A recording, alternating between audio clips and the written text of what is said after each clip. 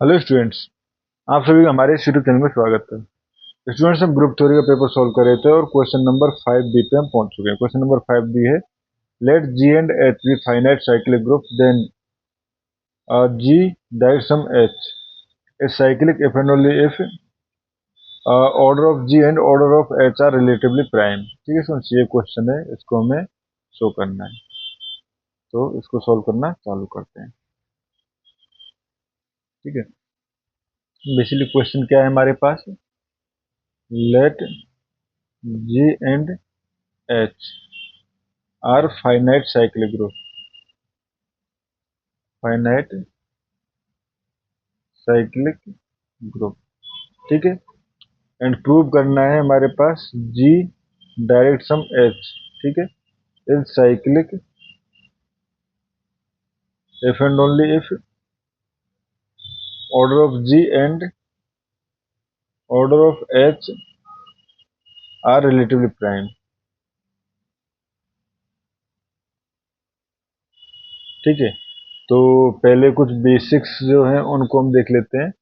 Basically अगर देखो, if G is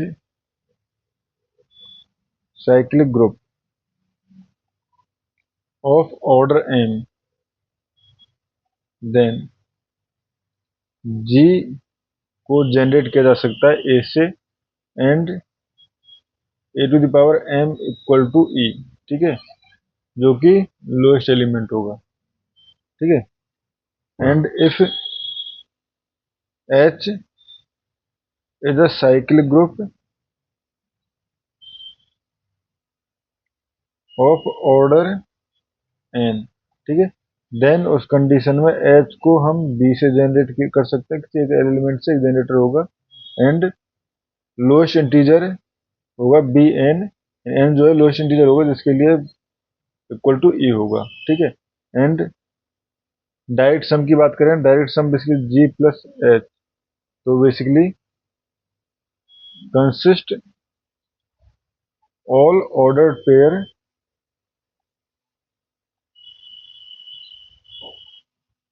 xy where x belongs to G and y belongs to H। ठीक है, तो every element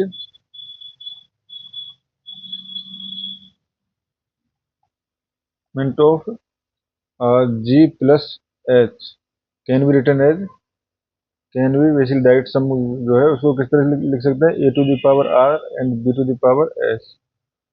ठीक है, इंटीजर्स के लिए लिख सकते हैं हम। ठीक है, नाउ बेसिकली अगर G plus H direct sum जो है वो साइक्लिक है, it cyclic implies G plus H direct sum जो है वो ग्रुप जो है किसी ए एंड बी से,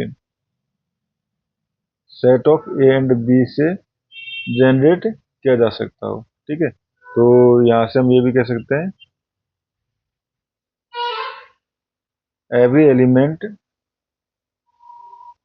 of G plus H can be written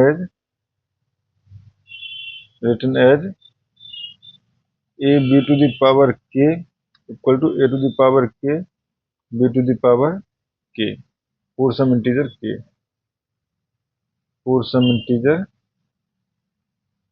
के। ठीक है स्टूडेंट्स,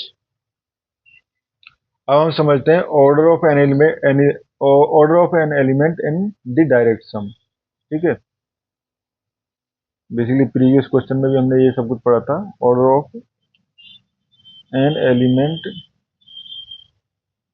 इन डायरेक्ट सम। ठीक है, तो basically for element A and B. ठीक है, order of A B equal to क्या होता है, LCM of order of A and order of B. ठीक है, इसका एलसीएम। ठीक है, and in our case order of A जो है वो है M and order of B जो है वो है एन। तो यहां से कैसे, so order of A B equal to क्या हो जाएगा, LCM of M and N, ठीक है। Now total number of element in direct sum, ठीक है। तो total number of elements in direct sum, basically m cross n is direct in direct sum g plus h equal to, इसको mod of g plus h भी note कर सकते हैं। तो बेसिकली ये हो जाएगा हमारे पास mod of g cross mod of h, या order of g cross order of h equal to m cross n, ठीक है। तो so for g direct sum h to be cyclic, हमारे पास क्या होना चाहिए, LCM of M N equal to M cross N होना चाहिए, ठीक है। क्योंकि अगर ये साइक्लिक है तो साइक्लिक केस में हमारे पास इसका ऑर्डर जो है हमारे पास एम क्रॉस एन आया था, ठीक है। अब एलसीएम ऑफ ये होगा हमारे पास, बट ये कब पॉसिबल है, ठीक है। तो LCM of M cross N basically ये होता है हमारे पास LCM of M cross N into, अगर हम GCD of M cross N करें तो ये हमारे पास एम क्रॉस एन के इक्वल होता है, ठीक है। LCM of M cross N into GCD of M cross N, तो यहाँ से हम कह सकते हैं LCM of M N equal to M cross N and GCD of M and N, ठीक है। ये हो गया। अब हमारे पास ये पता है कि अगर ये हमारे पास साइकिलिक है तो यानी कि ये कंडीशन तो होल्ड कर रही है, यानी कि हम ये कह सकते हैं कि ये कंडीशन जो है वो होल्ड कर रही है, ठीक है। यानी कि जीसीडी ऑफ ये कब पॉसिबल है, which is possible if GCD of m and n equal to 1, and hence order of G and order of H are co-prime,